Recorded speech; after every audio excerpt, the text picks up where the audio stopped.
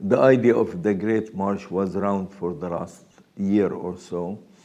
It was led by some academics, intellectuals, national figures, etc.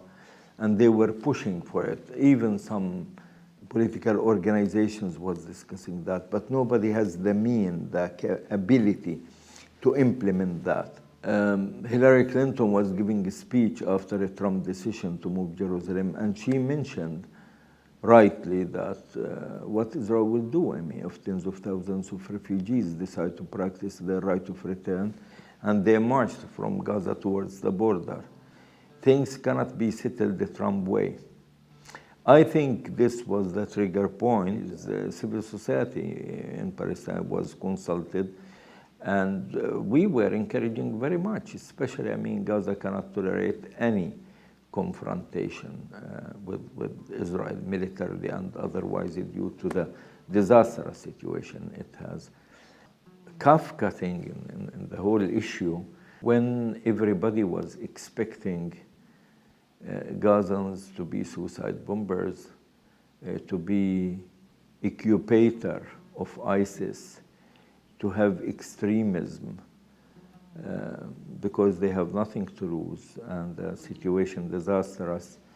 Gazans, I mean, surprised the whole world, including myself. I was in total shock because I didn't really anticipate or think there will be this level of participation. First Friday, I mean, this had happened, I was in a state of very positive shock when I saw, I mean, hundreds of thousands of people pouring towards 5 designated areas all over Gaza Strip, going towards the border.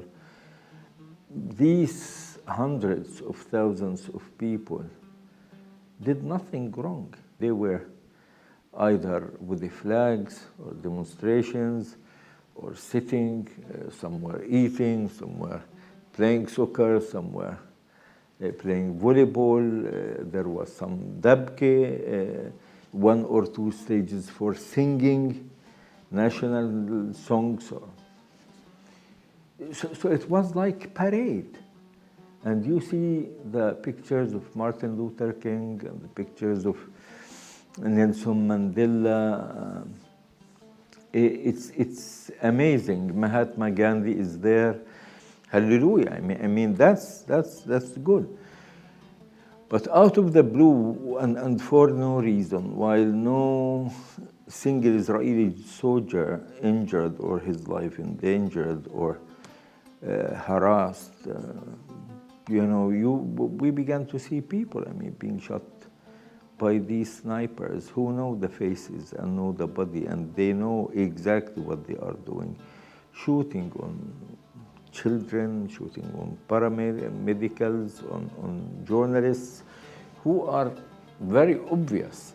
But I think, Israel was very aware of that. They don't want this civilized picture. They don't want the people after 50 years of occupation demonstrating nicely, peacefully, and send the clear-cut message, I mean, to the world through that. Listen, we need dignity. We need dignity. We need end of occupation. We need freedom. We need end of the siege. We need being recognized as a free people. I think this picture hurt Israel. They didn't like it. That's why they decided to provocate the Gazan Toro, pull, right, we will shoot, we'll kill. We will let them know that there is heavy price for this. So in the counter argument internally, some would say, come on, we are under all circumstances. If we get arms, we are killed. If we demonstrate peacefully, we are killed. If we sing, we are killed. If we shoot, we are killed.